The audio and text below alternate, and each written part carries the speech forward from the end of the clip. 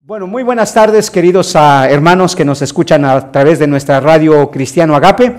Soy el pastor Manuel González y le damos la más cordial bienvenida a nuestra nueva edición de nuestro servicio en vivo de la Iglesia Bíblica Agape. Esperamos, como cada domingo, que sea una bendición para ustedes. En esta tarde vamos a seguir abordando el asunto sobre la existencia de Dios. Es una serie de mensajes que hemos llevado a cabo con el propósito de avanzar siempre al verdadero conocimiento de Dios. Así que, como en todos los domingos, queremos que usted participe con nosotros, que sea una bendición y que pueda salir edificado. Damos gracias porque cada domingo nos acompaña y esperamos que el mensaje de hoy, pues de la misma manera, pueda ser una bendición para ustedes. Siempre le animamos a seguir escuchándonos por los diferentes medios que tenemos allí en nuestra página de internet, para que usted pueda escuchar los mensajes que tenemos allí grabados, no solamente de los servicios dominicales aquí, sino también a través de todo el tiempo que hemos estado grabando estos mensajes. Así que con Biblia en mano, vamos a tomarla en nuestra mano derecha, aquí los hermanos que están en el santuario, y vamos a recitar nuestro credo dominical, con el cual nos preparamos para oír la palabra de Dios. Le decimos al Señor: esta es la palabra de Dios, y cuando se abra, estaré atento para escucharla, reverente para oírla, emocionado para aprenderla y sensible para recibirla. Que Dios bendiga su palabra. Amén. Muy bien, vamos a abrir nuestras Biblias al pasaje que observamos la semana pasada en Hechos capítulo 22, versículo 22 al 27. Hechos 17, versículo 22 al 27, el apóstol Pablo, puesto de pie en uno de los importantes lugares donde se reunían los filósofos de Atenas, especialmente los filósofos epicureos, que estaban fascinados con esta nueva enseñanza que Pablo les traía. Estaban escuchando de los labios de Pablo que existía un Dios que ellos no conocían. Y entonces Pablo dice en el versículo 22, puesto en pie en medio del Areópago, dijo: varones atenienses, en todo observo que sois muy religiosos, porque pasando y mirando vuestros santuarios hallé también un altar en el cual estaba esta inscripción: al Dios no conocido. Al que vosotros adoráis pues sin conocerle, es a quien yo os anuncio, el Dios que hizo el mundo y todas las cosas que hay en él, siendo Señor del cielo y de la tierra, no habita en templos hechos por manos humanas, ni es honrado por manos de hombres como si necesitase de algo, pues Él es a quien da a todos vida y aliento y todas las cosas.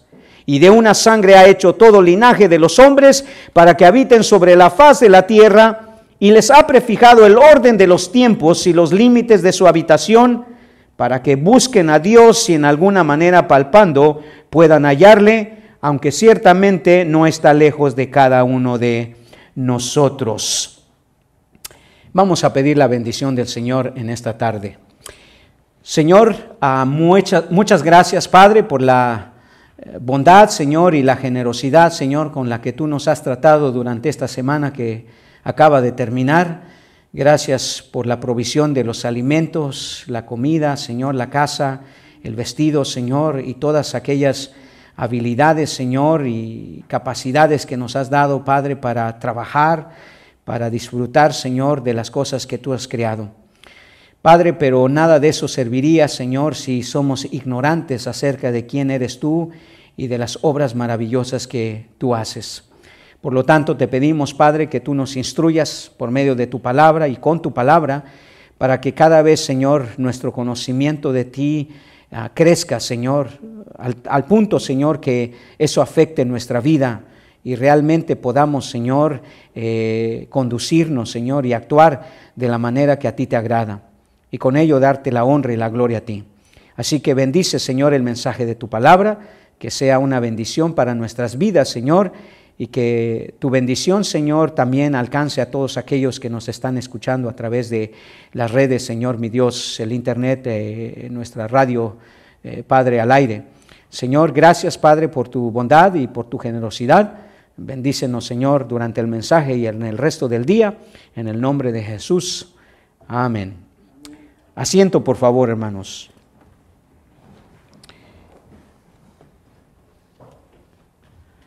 El gran reformador Martín Lutero, hermanos, pasó en una etapa de su vida por una tremenda depresión.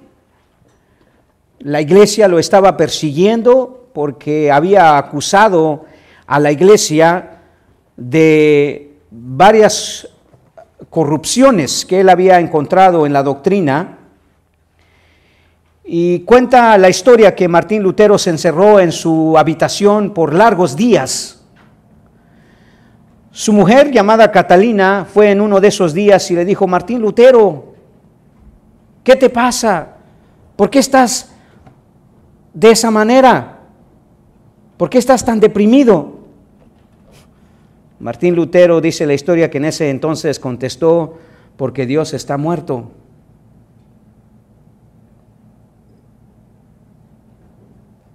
Y le dijo su esposa que eso era imposible, que eso era una cosa absurda. Dios no puede morir. Y si nosotros creemos en Dios, hermanos, sabemos que eso es una realidad. Dios no puede morir. Pero para que Dios no pueda morir, hermano, también tiene que existir. Y la respuesta de Martín Lutero, hermanos, nos hace ver que muchas veces las concepciones que hacemos de Dios es como si Dios no existiera, o sea, que está muerto. El ser humano se adapta a una forma de creer y de pensar y de actuar que pareciera que Dios realmente no existe.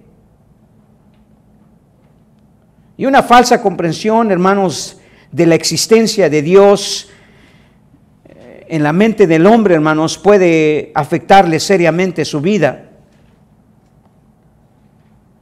Cuando el hombre, hermanos, decide en su mente crear una imagen, crear una imaginación acerca de quién es Dios y de lo que Él es y lo que Él puede hacer, distorsionada, obviamente toda su vida se va a ver afectada. Y la existencia de Dios, hermanos, es un tema que ha causado grandes confusiones en la mayoría de la gente, aún aquella, hermanos, que proclama creer en Dios. Porque cuando ponemos juntas su vida y su creencia, pareciera que hubiera un contraste. Viven como si no creyeran en Dios. Por lo tanto, hermanos, el ateísmo, hermanos, ha llegado a ser obviamente un refugio para muchas personas que ni comprenden, ni entienden, ni quieren aceptar la existencia de Dios. La semana pasada, por ejemplo, dije que el escritor y filósofo historiador Voltaire dijo esto sobre la creencia de Dios. Él dijo: el ateísmo, o sea, la opinión del ateo sobre Dios, es el vicio de unas pocas personas inteligentes. Y su frase más célebre fue: si Dios no existiera, sería necesario inventarlo. Porque hemos llegado al punto donde la sociedad parece que si se hubiera inventado la existencia de Dios, por la manera en que vive y por la manera en que cree, por supuesto. Le dije también que el ganador del Premio Nobel de la Paz, Albert Einstein, dijo: me parece que la idea de un Dios personal es un concepto antropológico, o sea, del hombre, que no puedo tomarme en serio. No puedo imaginarme a un Dios que premia y castiga a los objetos de su creación, cuyos propósitos han sido modelados bajo el suyo propio, un Dios que no es más que el reflejo de la debilidad humana. Esto no lo dice una persona ignorante. Eso lo dice un hombre de los más inteligentes que ha existido sobre la tierra. Sin embargo, hermanos, la concepción que él tiene de Dios o de la existencia de Dios es completamente errada. Es completamente errada. Y no nos debe sorprender, hermanos, que hay gente muy inteligente que sencillamente no cree en la existencia de Dios. Y si cree en la existencia de Dios, normalmente es una creencia errada, es una creencia completamente equivocada. tal como lo describe los filósofos que había en la ciudad de Atenas. Cuando Pablo llega ahí, ellos creían en la existencia de Dios, pero creían en la existencia de Dios completamente de una forma errada. Y es por ello que nos hemos embarcado en esta serie de mensajes que hemos titulado Avanzar siempre hacia el verdadero conocimiento de Dios. Nuestra meta, hermanos, debe de ser constantemente conocer más y más de Dios. Usted podría decir, ¿hasta qué punto, pastor? Toda la vida. Nunca usted va a aprender lo suficiente acerca de Dios. El conocimiento de Dios es infinito. Pero al ser infinito no implica que, o no quiere decir que no podemos conocerlo más y más cada día, hasta donde nuestra mente pueda alcanzarlo. El aspecto que hemos comenzado a explorar para conocer más a Dios y de Dios es sobre la existencia de Dios. Este es un asunto muy importante, hermanos, porque estamos viviendo en una generación que cada vez más cuestiona la existencia de Dios. Cada vez más hay jóvenes, hermanos, hay personas que cuestionan seriamente si realmente Dios existe. Y aún dentro de los creyentes, aún dentro de las religiones cristianas, hermanos, hay personas que están negando la existencia de Dios. Están negando al Dios revelado en las Santas Escrituras. Aún personas religiosas. La semana pasada, hermanos, empezamos a explorar el asunto sobre el origen de la idea de Dios. El origen de la idea de Dios. Y comenzamos, hermanos, haciéndonos una pregunta fundamental que la humanidad se ha hecho y que ha fallado en responder. Esta pregunta fue, ¿de dónde procede el origen de la idea de Dios, hermanos? ¿De dónde procede el origen de la idea de Dios? ¿Será que, como dijo un hombre, no sabemos si el hombre inventó a Dios, o el hombre creó a Dios, o Dios creó al hombre? ¿Quién realmente creó a quién? El hombre, por su necesidad de creer en algo, creó a Dios, o Dios creó realmente al hombre porque necesitaba que creyeran en él. Entonces,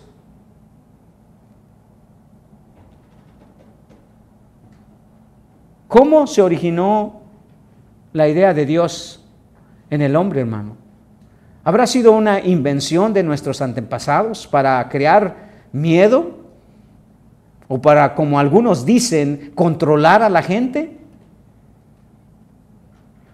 Las religiones, hermanos, tienden a controlar a la gente cuando le pueden meter la idea de Dios en su mente. Y normalmente lo hacen de manera equivocada y por eso el hombre cae en una esclavitud de la religión. En una esclavitud de un concepto de un Dios que no existe, pero que lo traen a la existencia.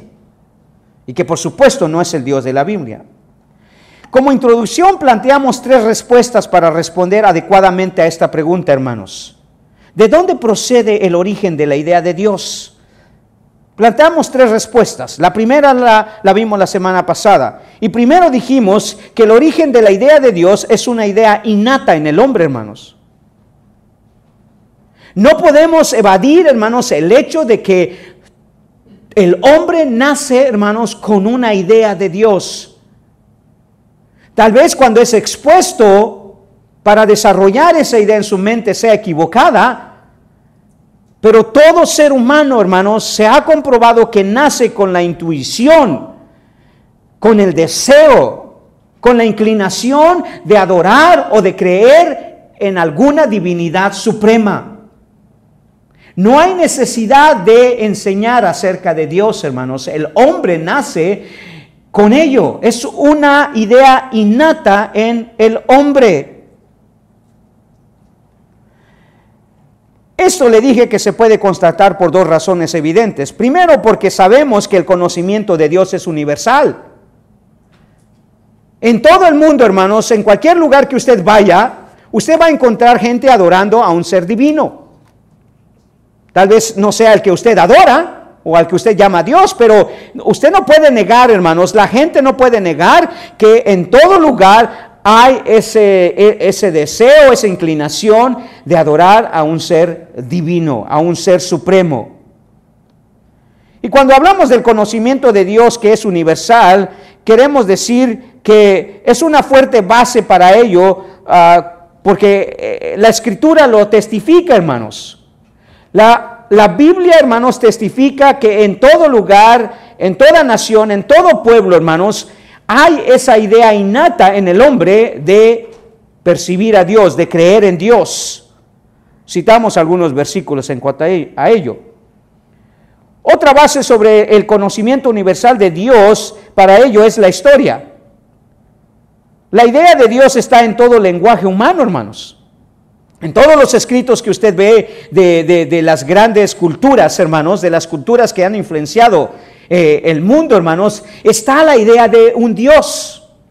En las escrituras de los egipcios, de los hindús, de los persas, de los babilónicos, de los griegos, de los romanos, de los judíos.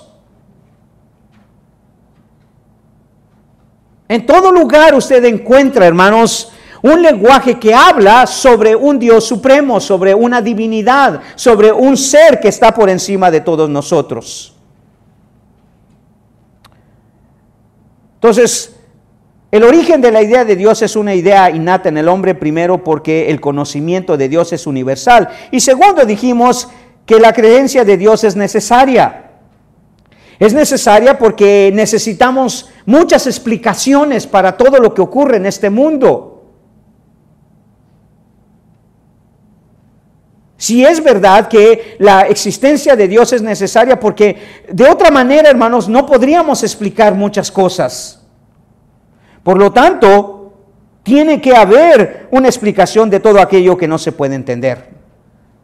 Y no es que cuando lo expliquemos lo vamos a entender, pero al menos vamos a estar expuestos a una explicación.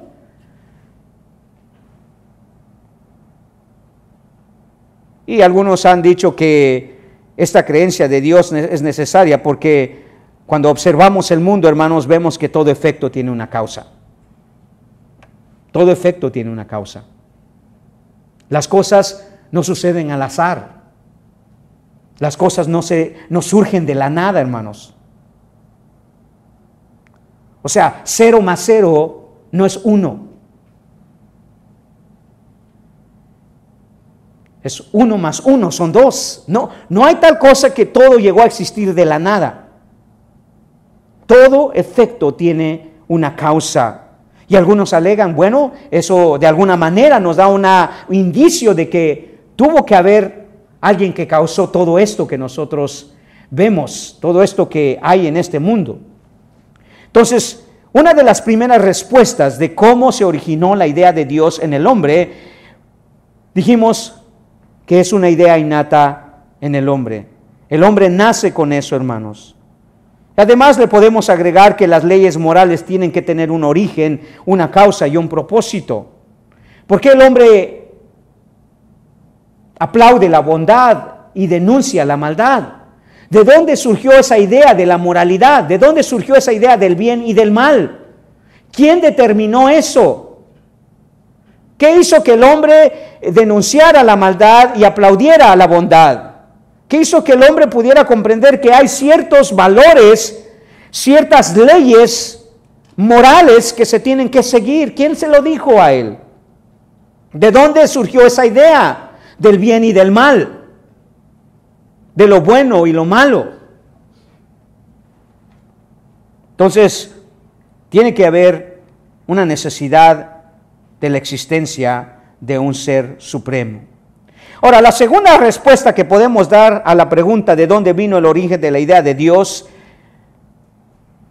es que podemos decir entonces que el origen de la idea de Dios no es una deducción de la razón, hermano.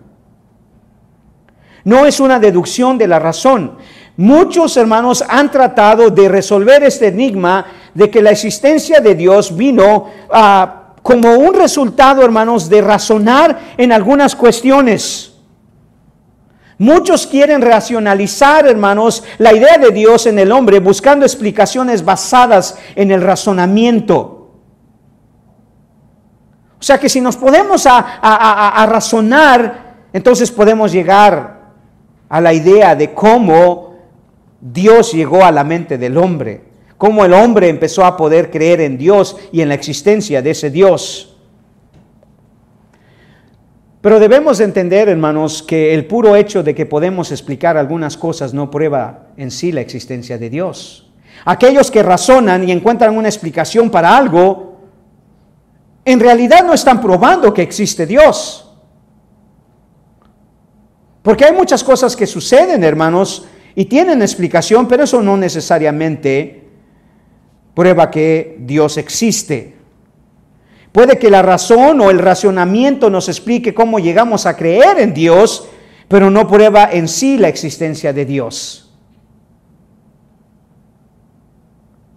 Nosotros hay veces buscamos una manera de razonar y decimos, mira, si observas esto, te darás cuenta que tuvo que haber alguien que lo creó, como el punto que dijimos, todo efecto tiene una causa. Y muchos teólogos en la actualidad, los teólogos de este tiempo están utilizando ese tipo de argumento para probar la existencia de Dios. Dicen, mira, si tú ves el mundo, si tú ves todo lo que hay en el mundo, alguien lo tuvo que haber creado.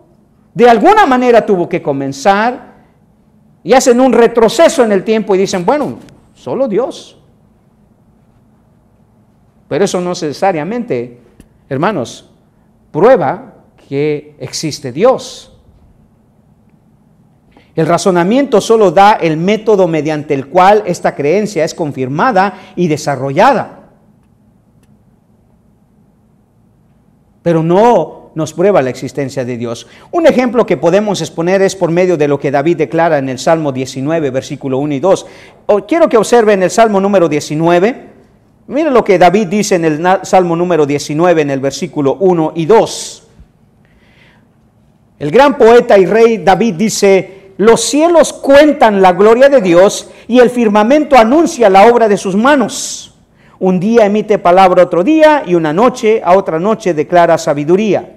Y usted se va ahí agarrando que David observa el universo, observa las estrellas, observa los cielos, observa la creación y dice, esto tuvo que tener un origen.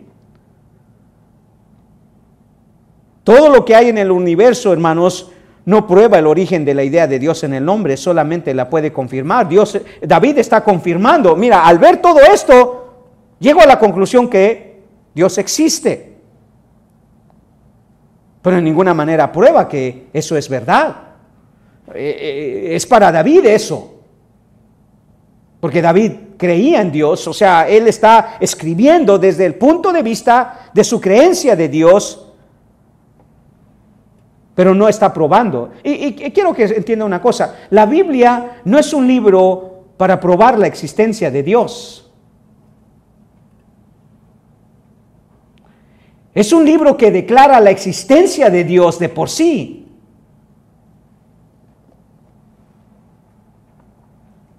Entonces, David solamente fue expuesto a algo que ya había y concluyó que esto tuvo que ser obra de su Dios. David veía los cielos y el universo y la creación, pero hermanos, ello no confirmaba la existencia de Dios, no la probaba porque David solamente estaba confirmando, no estaba probando la existencia de Dios. Lo mismo intentó hacer Pablo, hermanos, con los atenienses. Si usted observa allí cuando Pablo dice en el versículo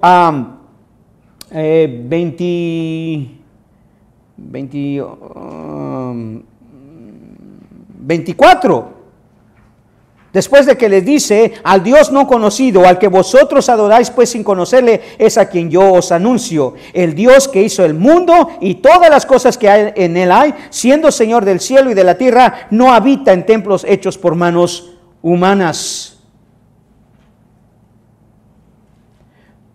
Todos, hermanos, al ser expuestos a un método que nos confirme la existencia de Dios, podemos creer en Él.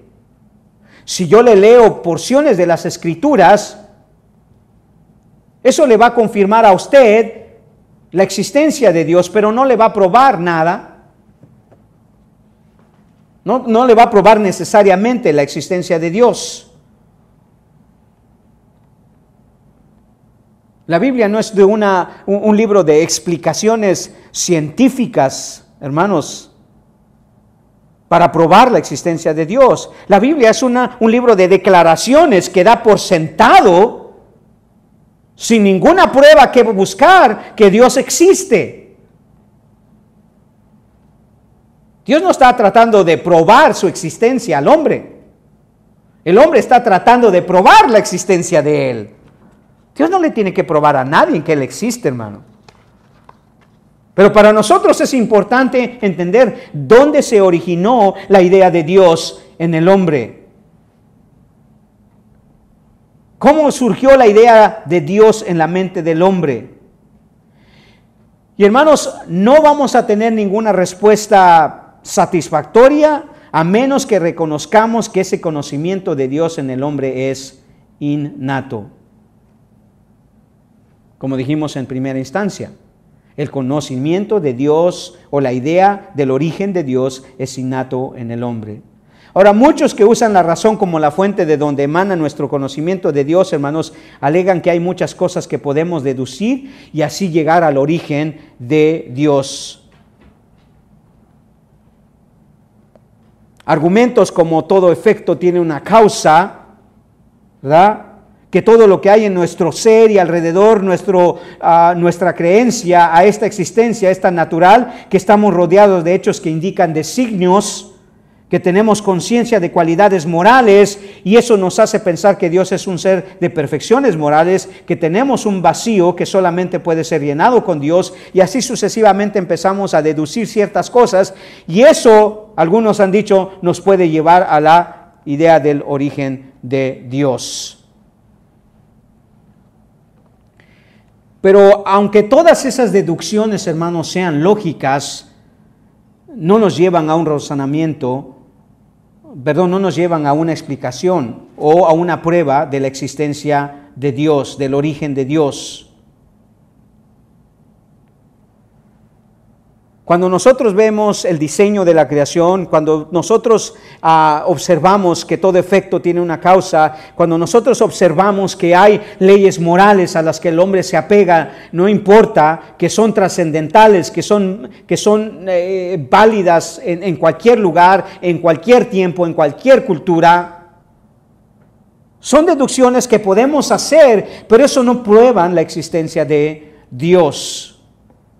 Esos razonamientos no nos llevan a la existencia de Dios, porque por eso han surgido muchas religiones, hermanos, porque cada quien deduce que si existe esto o lo otro, que si hay esto o lo otro, entonces tiene que haber ser un Dios. El problema está que todos ellos apuntan hacia un Dios diferente. ¿No se ha dado cuenta de eso? Los hindús creen en un Dios diferente. Los budistas creen en un Dios diferente. Los hinduistas creen en otro Dios diferente. Los musulmanes creen en un Dios diferente en el Islam. Incluso entre las religiones pseudo-cristianas o cristianas hay una concepción completamente diferente acerca de Dios. Los católicos creen una cosa de Dios, los evangélicos creen otra cosa de Dios, los mormones creen otra cosa de Dios, los testigos de Jehová hacen otra cosa acerca de Dios. Y deducen cosas, usan la razón como un medio para probar la existencia de Dios.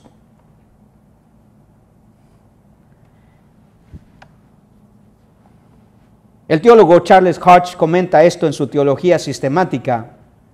Él dice esto: no ha habido nada en estos razonamientos que haya revelado la realidad de Dios a algún corazón, ni tampoco ha habido lo suficiente para evitar que los hombres gravitasen hacia el politeísmo, el panteísmo o cualquier otro concepto antiteísta. El volverse a la idolatría fue hasta cierto punto el esfuerzo humano para realizar los ideales indignos que ha sido el producto del error de sus razonamientos. Hermano, cuando las personas quieren buscar, quieren explicar o quieren probar el origen de la idea de Dios o la existencia de Dios en el razonamiento humano, terminan en un politeísmo, en una idolatría tremenda. Eso es lo que sucedió cuando Pablo llegó a Atenas. Observe lo que dice el versículo 29 de allí de Hechos 17. Siendo pues linaje de Dios, Pablo dice, no debemos pensar que la divinidad, así aquí se está refiriendo a Dios, y cómo estos atenienses percibían a esa divinidad. Dice, pensar que la divinidad sea semejante a oro, o plata, o piedra, o escultura de arte y de imaginación de hombres. Estos hombres decían, bueno, si todo está creado y todo eso, puede ser que exista un Dios, no lo conocemos. Pero podemos imaginarlo. ¿Por qué no le ponemos ojos? ¿Por qué no le ponemos mano y lo convertimos en una estatua? Y usted sabe, las religiones milenarias o las culturas milenarias como los egipcios, como los romanos, los griegos, los persas, los medos. O sea, todos ellos empezaron a hacerse una imagen, una imaginación de lo que sería Dios. Los atenienses, hermanos, seguramente habían razonado que si Dios existía, necesitaba un santuario, como dice Pablo allí en el versículo 23, porque pasando y mirando vuestros santuarios, o sea, ellos construían un lugar para poner a ese Dios allí, ¿verdad? Entonces, ellos razonaban y decían, si Dios existe, seguramente necesita un santuario.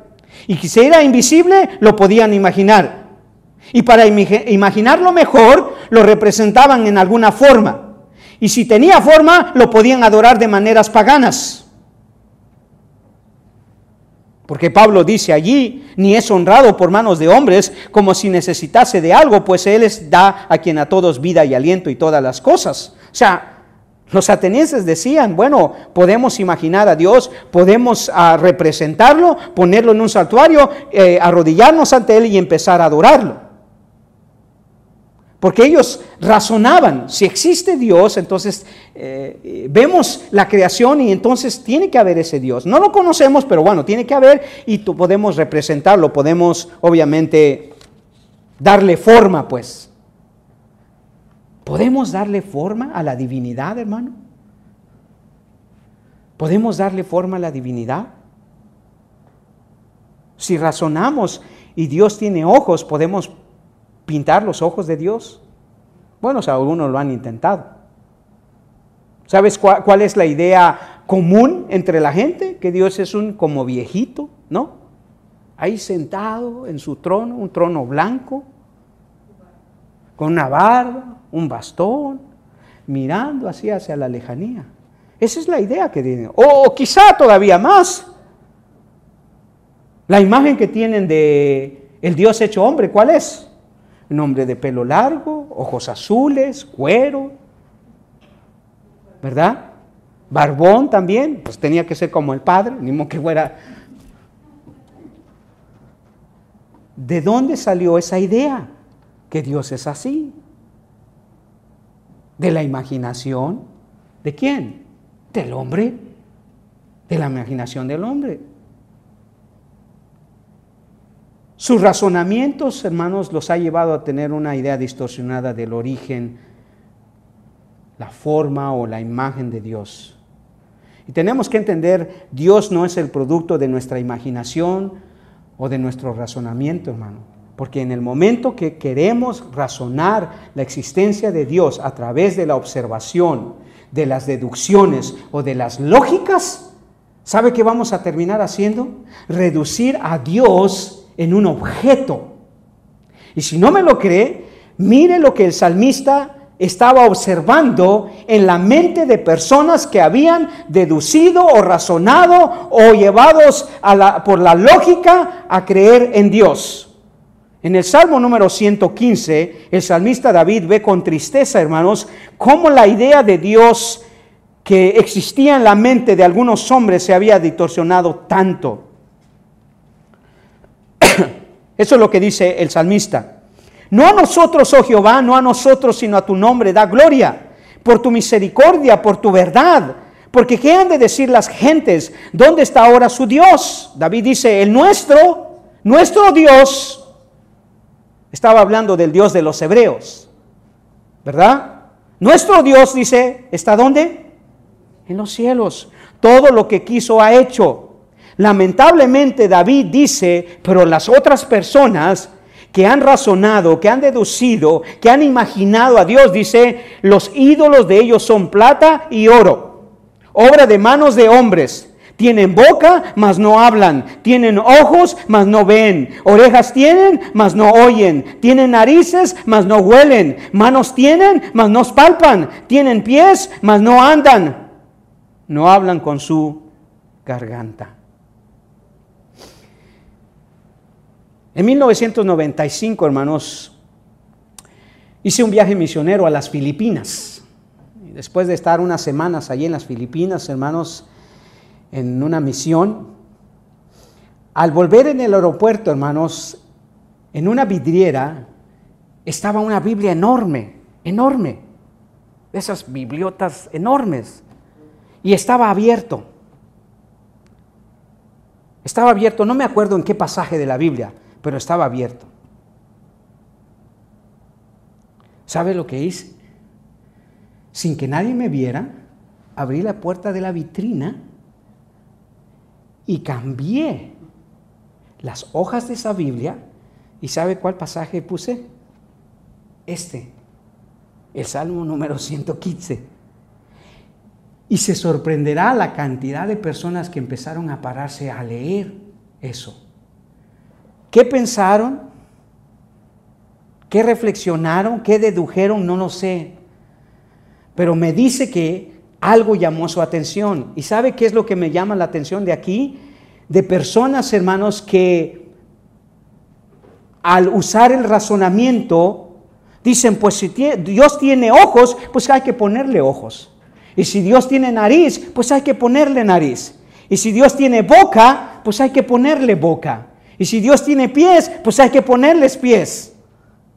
Y si Dios tiene garganta, pues hay que ponerle garganta. Y cuando uno termina con todo lo que uno le ha añadido a Dios, ¿qué tiene uno? Una imagen, una estatua de lo que supuestamente es Dios. Ahora, acuérdense, esa era la condición en la que se encontraban los atenienses de Grecia, hermano. Su razonamiento. Pero lamentablemente el salmista dice, pero mira el contraste. Cuando nosotros representamos a Dios o a la divinidad con todo eso, lamentablemente lo único que terminas teniendo es un ídolo. ¿Por qué? Porque tiene ojos, dice, y no ve. Tiene oídos y no oye. Hermanos, esto es grave, hermanos. Porque cuando una persona se inclina ante una imagen y le empieza a orar o a rezar y piensa que lo está oyendo, es completamente inconcebible. No hay manera. El salmista está diciendo, tienen ojos pero no ven, tienen oídos pero no oyen.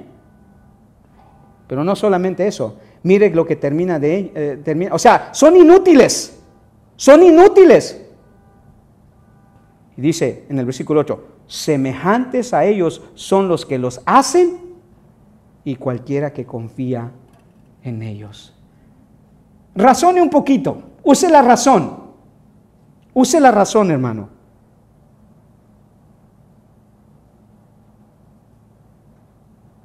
Y se dará cuenta que no tiene sentido. Que la imaginación, hermanos, ha llevado al hombre a concebir a Dios de una manera completamente equivocada. Completamente equivocada. Y para ellos sí existe Dios, pero es un Dios que ni oye, ni habla, ni escucha. Hermanos, hemos visto en los noticieros la cantidad de personas que nos dicen, oh, a mí Cristo me habló, la Virgen me habló. ¿Cómo? ¿En qué idioma te habló? Porque lo que sé, Dios solamente habló en un idioma. Lo que sé, Jesús solamente habló un idioma. ¿Cómo puedo hablarte? Y lo que sé es que ahora Jesús está en el cielo. Y eso es lo que dice el salmista, ¿verdad? Nuestro Dios está ¿dónde? En el cielo. Hermanos, Dios no está bajando aquí a encontrarse con la gente.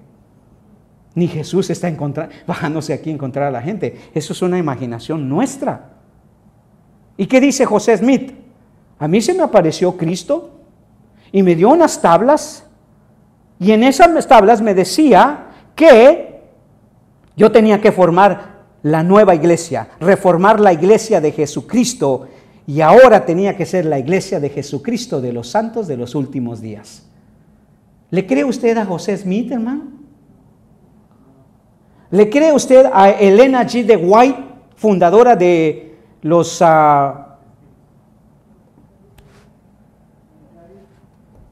sabatistas, la iglesia del séptimo día, adventista,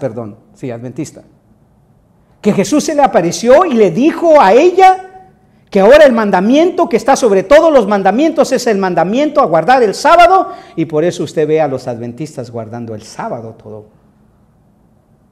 ¿Le cree usted a Elena G. de White? No, pero piense, razone, ¿le cree usted a ella? Hay mucha gente que sí le cree. Hay millones de adventistas, hay millones de mormones. ¿Le cree usted a Juan Diego? Hay millones que sí le creen. ¿Sabe por qué sí le creen, hermano? Porque eso no prueba la existencia de Dios. Eso no prueba la existencia de Dios. Ellos fueron expuestos a la idea de Dios. Ellos fueron expuestos a la existencia de Dios, pero no con el método correcto. Usaron su razonamiento. ¿No ha escuchado ciertos argumentos que hace la gente usando el razonamiento? No, nosotros debemos de adorar a María porque es la madre de Dios. Es un razonamiento, ¿no? Y es lógico. ¿Quién quiere despreciar a la madre? Nadie. Pero eso es lo que dicen las Escrituras, hermano. No, otra vez, tenemos que llegar a la conclusión. Si Dios existe, no es porque nosotros lo imaginamos, no es porque nosotros lo creamos, no es porque nosotros encontramos una explicación y ahora existe Dios. Y si es así, hermanos, no les sorprenda por qué tenemos tantas religiones. ¿Le cree usted a Mahoma que Alá se le presentó y le dijo que él era su hijo, que él era su representante aquí en la tierra y que debería de ir y convertir a todo el mundo en musulmanes? O sea, en esclavos de Alá. Eso es lo que quiere decir la palabra musulmán, esclavo de Jehová o esclavo de Alá. ¿Y usted sabe qué hacen los musulmanes radicales? Si usted no cree en el mismo Dios que ellos creen, ¿sabe qué le hacen? Si no, mire a los musulmanes. ¿Le cree usted a Mahoma eso? Es la religión más grande del mundo, hermano. 2 billones de musulmanes hay en el mundo. Han superado a los católicos o al cristianismo. ¿Le cree usted eso? Hay 2 billones de personas que sí le creen. ¿Por qué? Porque han usado la razón como una manera de explicar la existencia de Dios.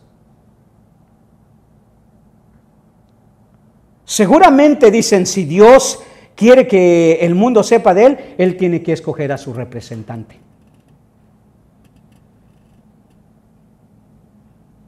Y el cristianismo dice, bueno, pues el que representa a Dios aquí en la tierra, pues es Jesucristo. Y el musulmán dice, no, pues es Buda. Los mormones dicen, no, es José Smith. Los testigos de Jehová dicen, no, es Charles T. Russell. Los adventistas dicen, no, es Elena G. de White. Los budistas dicen, no, es Buda. ¿Se da cuenta, hermanos, cómo hay tanta confusión en cuanto a eso? ¿Por qué? Porque el razonamiento, hermanos, no nos lleva a probar la existencia de Dios, ni da una explicación de ello.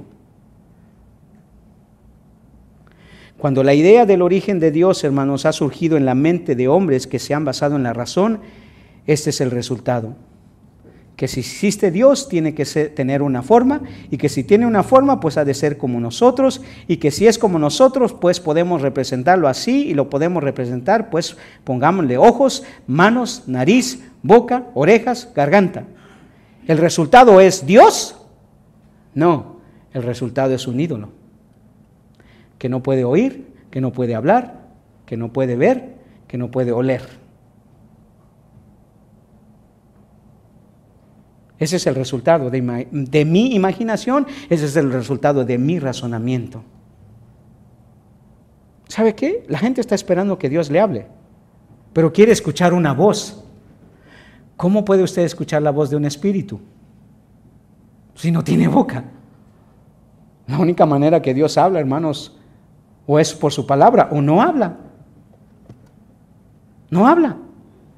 Entonces, piensa, hermanos, en lo grave que es, hermanos, caer en la idea de que Dios, hermanos, ha surgido como una evidencia o como un resultado de nuestras deducciones, de nuestro razonamiento. Cientos de religiones se forman, hermanos, razonando un poquito, buscándole una explicación un poquito a las cosas. Y ¡fum!, usted ya ve una religión formada.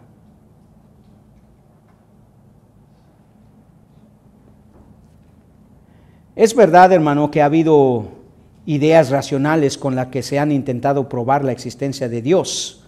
Y muy buenas, muy buenas ideas racionales.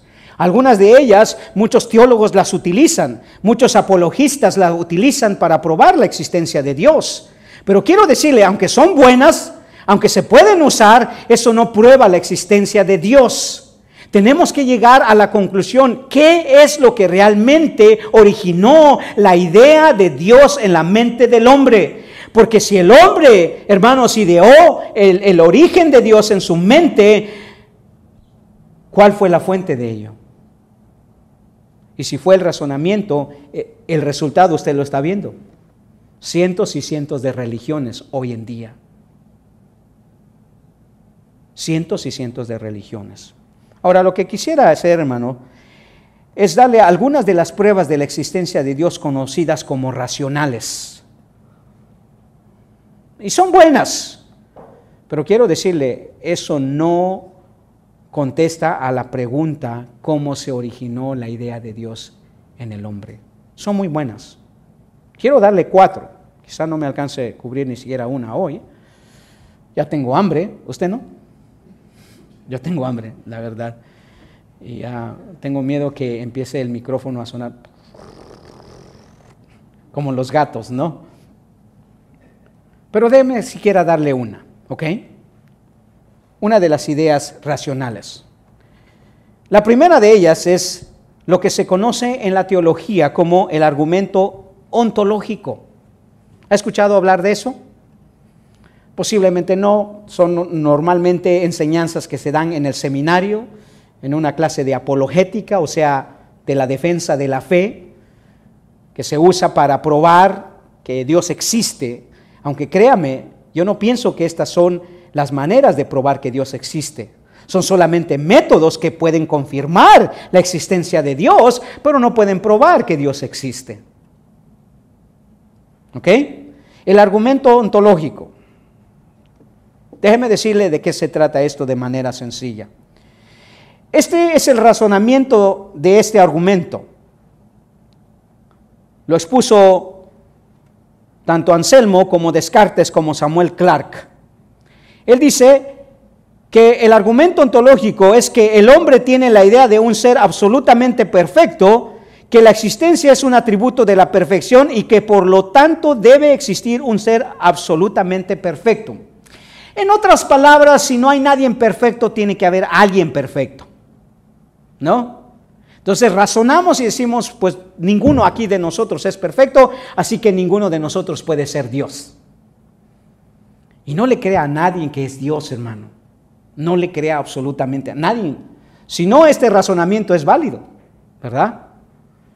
Pero dice, el hombre tiene la idea de un ser absolutamente perfecto, que la existencia es un atributo de la perfección y que por lo tanto debe existir un ser absolutamente perfecto.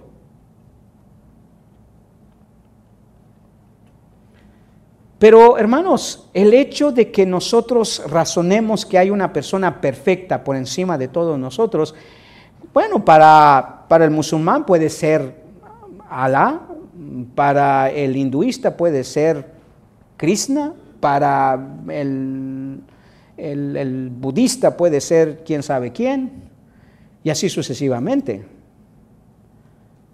Eso nada más está confirmando que ellos creen en una existencia de Dios, pero no prueba en sí que Dios existe. El teólogo Louis Berkhoff comenta sobre este argumento para insinuar que no se puede usar como una prueba suficiente para establecer la existencia de Dios. Y él dice esto: pero es completamente evidente que no podemos inferir una existencia real de un pensamiento abstracto, o sea, como Dios, que es un pensamiento abstracto. Dios no tiene forma, hermano. Por eso le mandó a los israelitas, ¿verdad? No te harás imagen de Dios, ni de lo que está en el cielo, ni de lo que está en la tierra, ni debajo de la tierra, ni debajo de los mares. No vas a hacerte ninguna imagen porque Dios es algo abstracto, hermano. No tiene forma. O piensa usted, ¿cuál es la estatura de Dios, por ejemplo? Bueno, algunos los han, como ya le dije, lo han imaginado de un viejito de unos, a lo mejor unos 1,80 por ahí, ¿verdad? Y así sucesivamente. Pero él dice esto: es incompletamente evidente que no podemos inferir una existencia real de un pensamiento abstracto.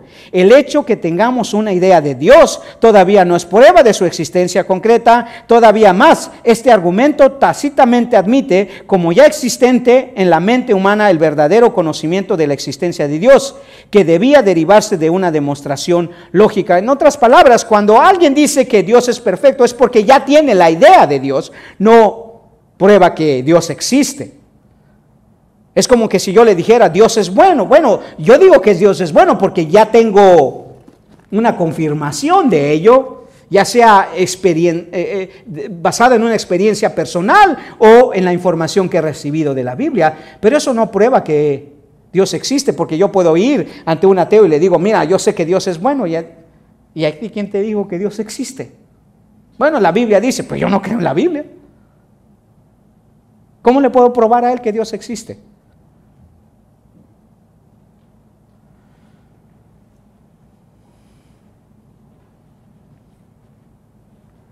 ¿Sabe cuántas religiones, hermanos, se ha formado en la idea de un Dios perfecto?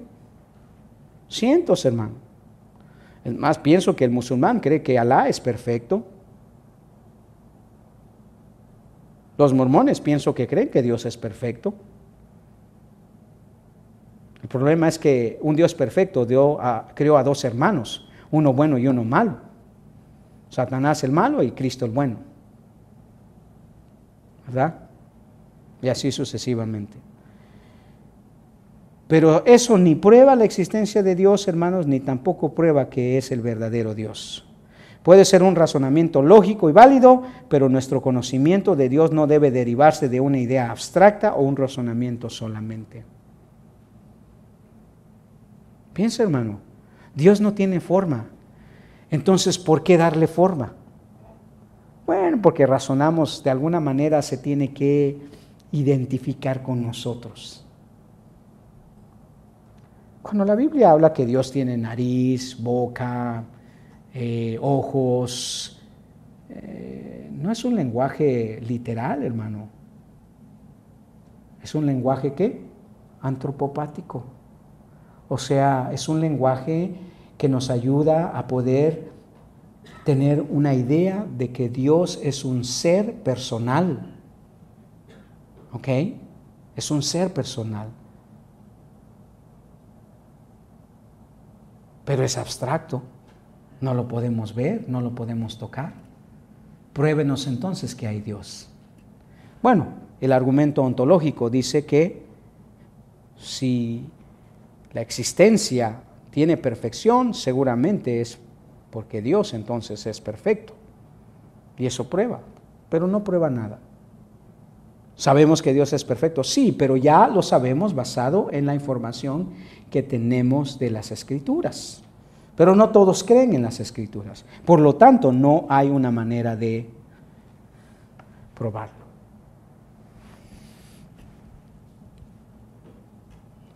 Quiero decirle, hermano, usted se va a encontrar personas que le van a demandar o le van a hacer preguntas de estas. Y usted debe de estar preparado para decirle, mira, ¿has oído del argumento ontológico? ¿Has oído de que el origen de Dios es innato? Bueno, mira, deja explicarte un poquito. Ahora, nuestros argumentos, hermanos, no van a convencer a nadie. Nosotros debemos de presentar lo que creemos, no para convencer a alguien. Dios es el único que puede convencer a las personas. Él es el único que puede revelar su persona a la gente. Pero nuestra responsabilidad, hermanos, es presentar evidencias que los lleven a una conclusión de que si Dios existe, hermanos, es real. Y quiero terminar con esto. Si nosotros llegamos a admitir, hermanos, que Dios existe, eso deja sobre nosotros una inmensa responsabilidad. ¿Sabe por qué la mayoría de la gente atea no quiere creer en Dios? Porque no quiere responsabilidad. No quiere la responsabilidad que ellos tienen delante de Dios de vivir una vida recta, una vida íntegra. Y hoy cada vez más y más personas prefieren que Dios no exista, porque así no tienen que dar cuentas de nada. Pero hermano, Dios existe. Y si existe, tenemos una responsabilidad enorme, hermanos, de las demandas y de las exigencias de este Dios, el cual nosotros hemos confirmado por medio de las Escrituras que existe. ¿Usted cree que Dios existe, hermano? Mi pregunta entonces sería, ¿vive usted como si Dios existiera realmente? ¿O hay un contraste de conducta y creencia? Si Dios existe, usted tiene que admitir que Dios tiene ciertos atributos: soberanía, poder, gobierno, santidad, perfección, demandas. Entonces usted está dispuesto a admitir que si Dios existe, Dios le va a demandar ciertas cosas, ¿no? Dios le va a exigir ciertas cosas. Y usted debe de estar preparado para tanto admitir la existencia de Dios, pero también que cumplir con las exigencias de ello. Amén. Vamos a orar al Señor. Padre Celestial, muchas gracias nuevamente, Señor, porque cada vez que nuestras mentes, Señor, empiezan a reflexionar, es una muy buena oportunidad para, Señor, buscar las respuestas adecuadas, Señor. Buscar el método correcto, Señor, para que la fe que tenemos en Ti realmente sea una fe práctica, una fe dinámica en nuestra vida. Señor, si admitimos que Tú existes, tenemos que admitir otras cosas más, Señor, que demandan de nuestra vida: integridad, lealtad, fidelidad, servicio, dedicación, consagración y tantas otras cosas. Ayúdanos, Señor, a no caer en el error de admitir Tu existencia, pero vivir como si no fuera una realidad. Ayúdanos a conservar, hermanos, Señor, la fe que nosotros necesitamos para que la existencia Tuya, Señor, en nuestra vida sea una realidad, se refleje en nuestra conducta, tal y como Tú lo quieres. Que, Señor, nuestra fe en ti, lo que nosotros sabemos de ti, sobre tu existencia, haga una enorme diferencia, Señor, en la manera que vivimos nuestras vidas, en la manera que creemos, Señor, nuestro futuro eterno. Que nada de ello, Señor, perturbe la paz, el gozo, Señor, de saber que tú eres un Dios que existe y que nos ha prometido, Señor, una gloria, una habitación, Señor, en la cual tú nos has prometido llevarnos. Te alabamos y te bendecimos y te damos gracias en el nombre de Jesús. Amén. Muy bien, queridos hermanos, damos gracias al Señor por una oportunidad más que hemos tenido de conocer un poco más acerca de la existencia de Dios.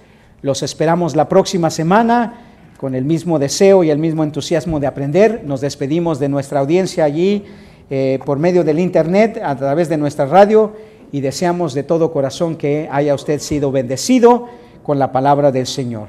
Que el Señor los bendiga y nos vemos hasta la próxima semana.